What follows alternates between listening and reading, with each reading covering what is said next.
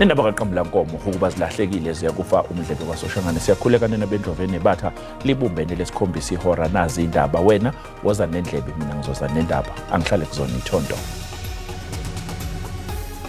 Gone should be the days when Africa is just seen as a source of rock, soil, dust being exported out of our continent.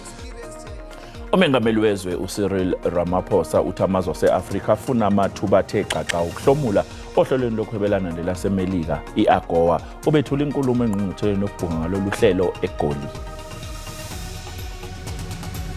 Umhlonishwa uKhawunda kungakuthi uthi asule futhi simnyaza izinsuku eziyisikhombisa uthi asule mangenjalo laba beqembu lethu bazofaka emotion IFP ithi ifuna kwesule imeya yaseThekwini uMxolisi Khawunda kulandela insolo zokuthi iTheku lehlulekile ukusebenzisa imali ebalelwa ku1.2 billion wamarandi ebibekelwe ukuthuthukisa ingqalasizinda.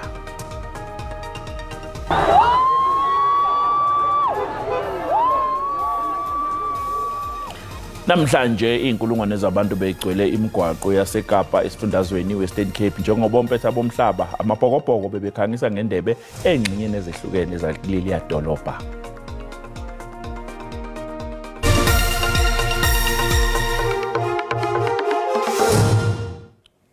Uhulumeni waseNingizimu Afrika ufuna ukuthi isivumelwano somthetho weAGOA siqale sihlomlise kangcono amazwe aseAfrika ungagcini ngokuthi uvuna iMelika yodwa. Ubethula inkulumo yakhe phambi kwethunyezwe ethamelele lengqungquthela udalule ukuthi ke lengqungquthela ke iqhubeka eGoli.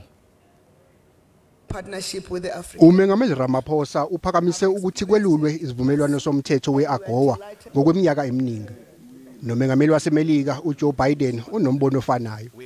Noma kunjalo iNingizimu Afrika inombandela ifuna ukuthi ulandelwe odabeni lweAGOA. We would like you to look at the extension of our renewal of AGOA for a sufficiently lengthy period for it to act as an incentive to investors to build new factories on the African continent. uRamaphosa uthi Afrika izuza okuncane kakhulu ngenxa ukuthi ithumela iMelika imikhiqizo yayo esuke ingahluziwe.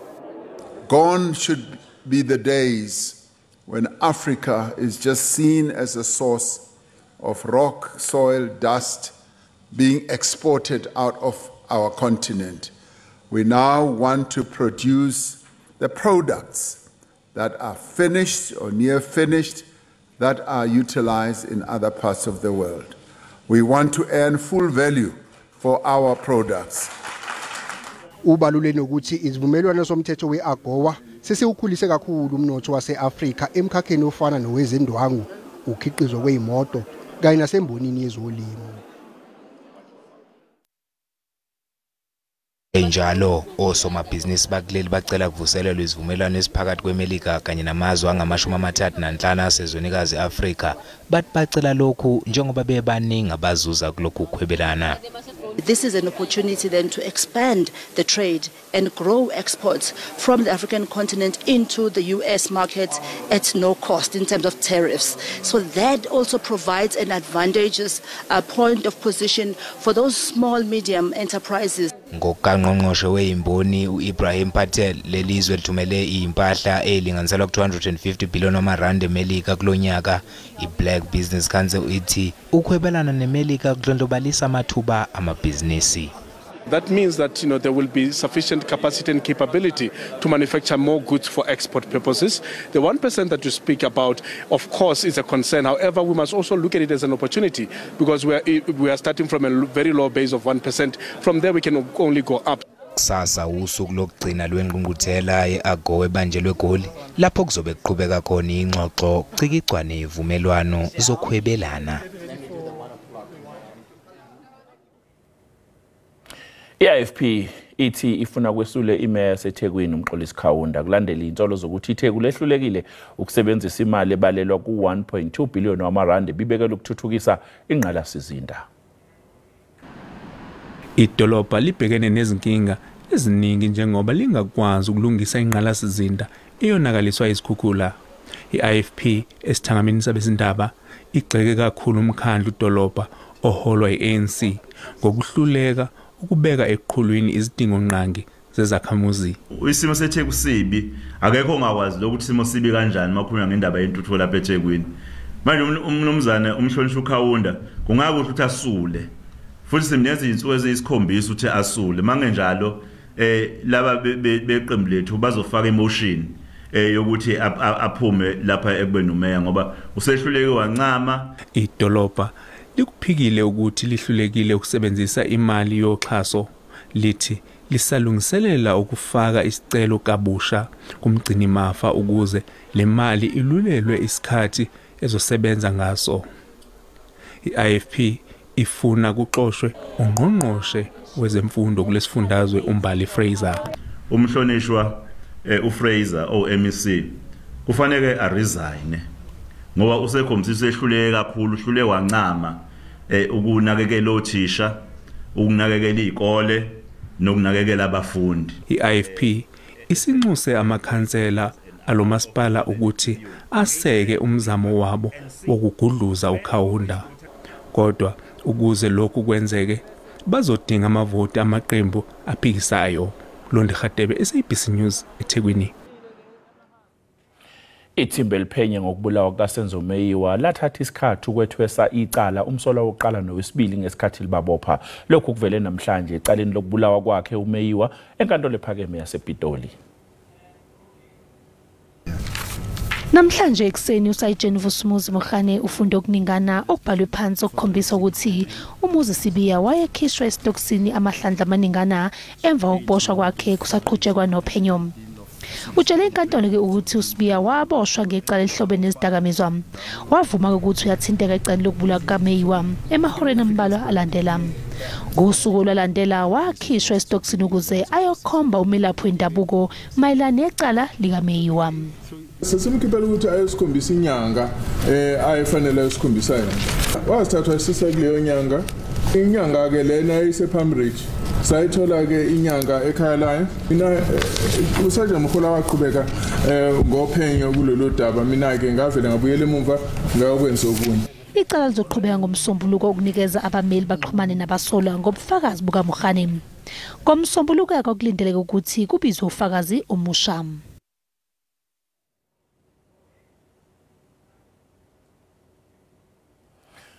Lo abe ehumsakazi wokhoze FM ungizwe emchunu utholwe emsulwe emacaleni amathathu okuphehla udweshi nokwephula umthetho i-Disaster Management Act. Umchunu waboshwa kulandela ibhelu ezenzeka ngoNtulikazi wango-2021 emva kokuboshwa kwabe ngumengameli wezwe uJacob Zuma. Ngemuva kwempi yasenkantolo edonse isikhathi eside ongizwe emchunu seyindoda ekhululekile njengoba inkantolo yemantshi yaseRandburg inqome ukuthi umbuso wehlulekile ukuveza ukuthi ngempela uyena owasusa udlame ngoNtulikazi ka-2021. The accused Mr. Brian Ngizwe Mchunu is found not guilty and is acquitted on 3 counts. Umacingwane ubelokhu egcizelela ukuthi umsulwa esho nanokuthi kwangeyona inhloso yakhe ukuphehla udlame emphakathini. The case in cost more than 1.5 million. Ngani na ekuzalana kuthekiswa inkomo kwenziwa yonke into ngisho abantu abengisiza bephendukelwa amaphakethe kuba nenkinga eziningi kakhulu lokho ngoba kuyona insanga ukuzala usuka le eGoli usuka eThekwini uzala uzolala namabutho naboboka abantu leyo ngothi indleko namanje izindleko ezima kabi lapha. Umchunu waboshwa kulandela izibhelu ezenzeka ngoNtulikazi ka-2021 emva kokuboshwa kowabe engumengameli wezwe uJacob Zuma kanti naye uZuma obezifikele mathupha enkantolo ukuzomeseka. Angithi lensizwa yabe kwiqala ngenxa yami. Ngenxa yami ngithwa ngenacala. Ngofakwe ejele ngenacala. Manje yabe kwiqala ngoba lo khulunywa iqiniso nje balinjalo. I-NPA izichithile izinsolo zokuthi lamacala anenhlese yezombusazwe. The NPA we follow evidence. Every case that we enroll would be a case that has passed the test of prospects of a successful prosecution. I-NPA iqhube yathi sazocubungula lesinqumo ngaphambi kokuthatha isinqumo sokuthi kuzoqhutshekwa kanjani ngalolu daba. Mbukele sathi qoyitolo kathi mabe sibuya sizophathela udaba oluthe. We are also told that the maize mill are also being used as a makeshift for sleeping, and those maize mills are the ones that are sold to our own people. Umnyango wezokuthuthukiswa komnotho eLimpopo usuqalisa uhlelo lokugasela izitolo zabo ukufika kuleli eMankweni ngaphandle kwasePolokwane.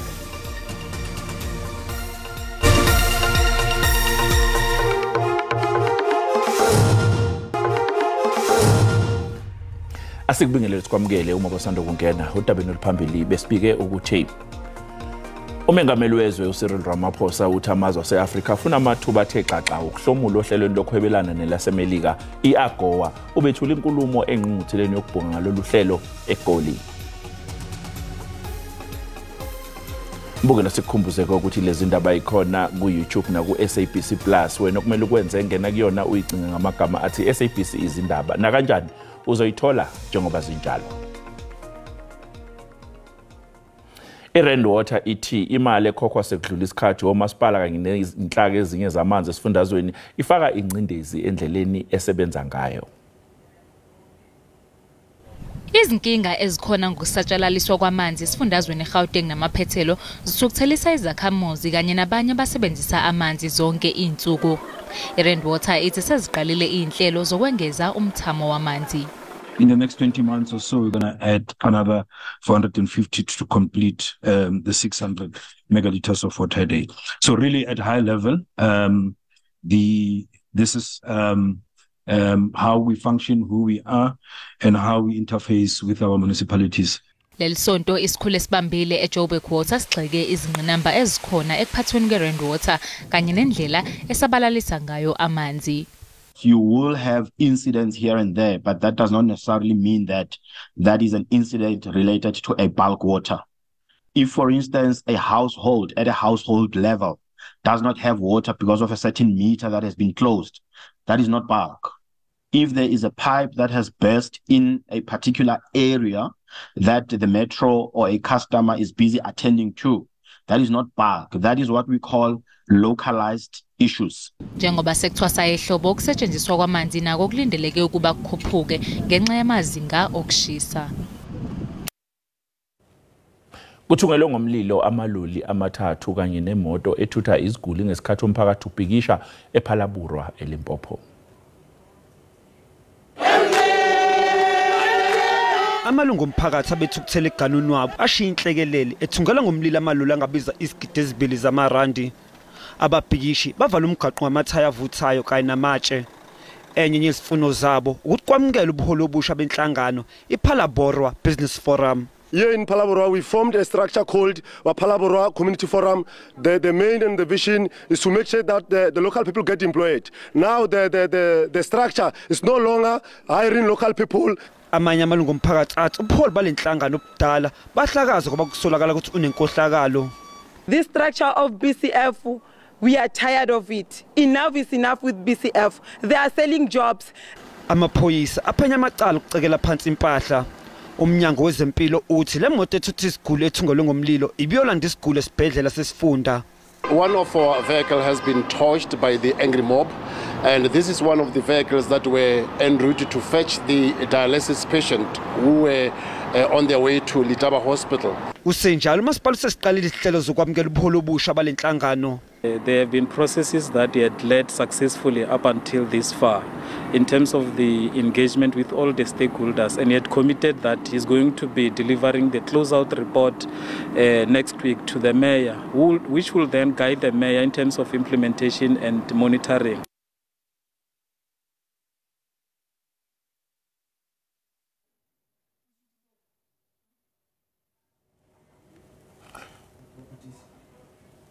Uma ngabe siqhubekela phambili sithola udaba oluthi uhulumeni usenqenqa amabhizinisi ayimele ukuthi atshale imali ezakhiweni kahulumeni ukuze ezosiza ukuthi lezi ndawo igcineke zisesimeni esihle futhi esifanele.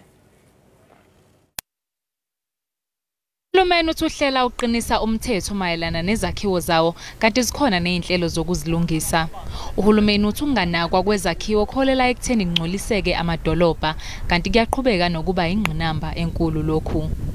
We are beginning and embarking on an aggressive process of consolidating all those buildings, do thorough assessment and optimize on them. We are optimizing on those buildings through the program which we call Renovate, Operate and Transfer. Umkhandlu obhekele izakhiwo uthi abanikazi bezakhiwo eNingizimu Afrika bayahluleka ukukhokhela izakhiwo zabo kusukela kwabheduka iCovid-19. For us as a sector, really what we're saying is that how do we now start to pull that together, but in line and align all of that thing, all of those things as well with the state of transformation. How do we get all of these things and package those solutions, and at the same time being able to actually apply the transformation of the sector within the industry? And it has been a whole lot of that. Economy hasn't helped either, by the way.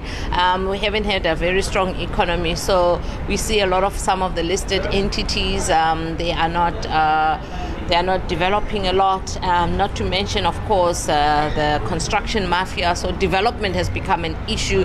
Njengoba uzikalale behambele lezakhiwo uqondene nengqongqothela yabanikazi bezakhiwo kanye nezikhungo zezemali.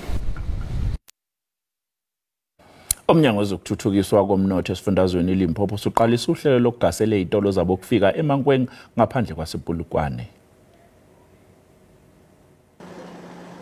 Selokhu kusungulwe lo mkhankaso wokugasela kungazelele ezipaza nasezitolo zabo kufika iLimpopo, sekuboshwe abangaphezulu kwama-20 kwashaqwa ukudla kanye nempahla eseyidlulelwe isikhathi. Okuyibona abafunwayo yilabo abadayisa imikhiqizo eseyonakele, abahweba ngokungemthetho nalabo abangenazo imvume eziqondile zamaphepha okuba seNingizimu Afrika. A number of the shops that we have already raided, we have discovered that their food are expired. Others will find that they are not complying in terms of the building standards. You have seen that they've closed their windows. So we are also told that the maize mill are also being used as a makeshift for sleeping, and those maize mills are the ones that are sold to our own people. This is significant mainly because we have seen young people dying, we have seen children dying out of consumption of food that have expired. And upon discussions with the MEC for local economic development, the executive mayor agreed with him that we should come to Polokwane and start or launch this program here. Wezokuthuthukiswa komnotho eLimpopo uthi zingamashumi-30 kuphela izitolo nezipaza ezibhaliswe ngokusemthethweni endaweni yaseMankweng, kodwa bathole ukuthi zevile 1,000 ezisebenza kule ndawo ngaphandle kokugunyazwa umthetho.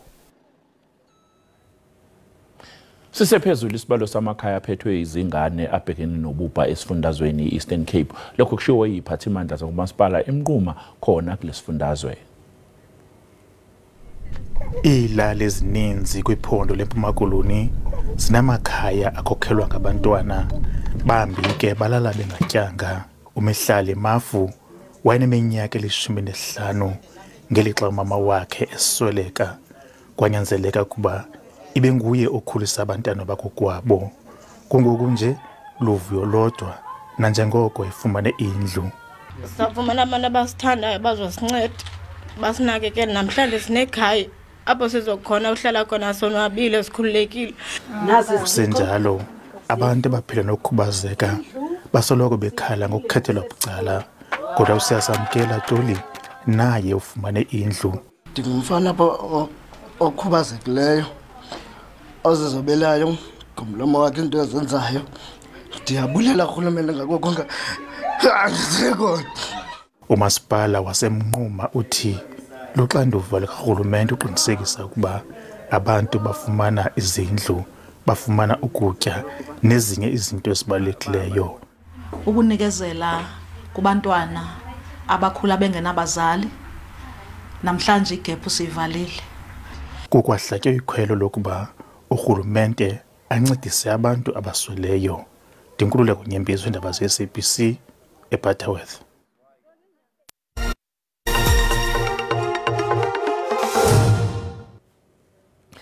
Baphume ngobuningi abantu eWestern Cape njengoba amabhokobhoko beqhubeka nohambo lawo lombukiso wendebe yomhlaba ebibanjelwe eFrance.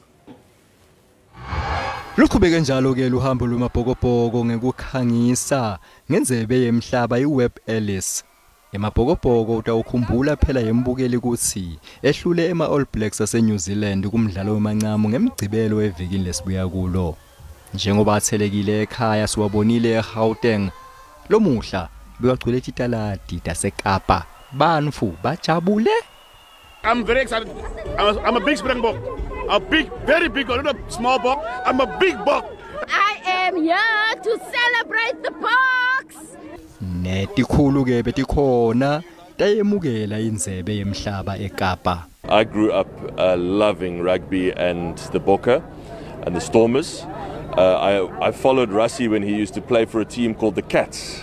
Tihlabantu mabhokobhoko leti talwa khona eNtshonalanga Kapa nato betikhona tajabula ke kutsi tisembe kwebantu bakubo. 6 days in a row is enough for me. I don't have my kid on anymore, so yeah, it's great to be back in Cape Town, obviously with our people. Yeah, I enjoyed every bit of it. Yeah, as a young kid, never thought I would be in such states, on the biggest states of it all.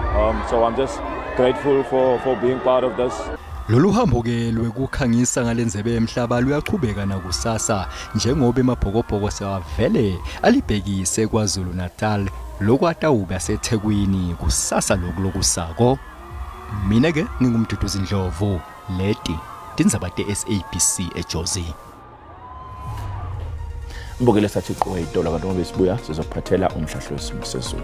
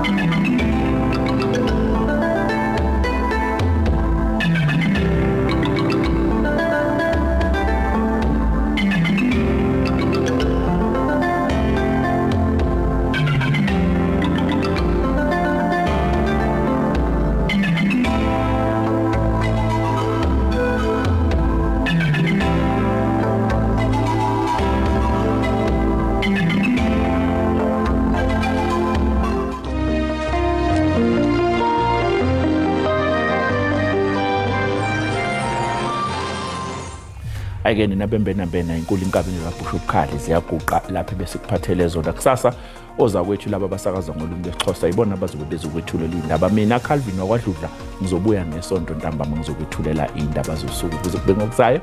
Salikahle.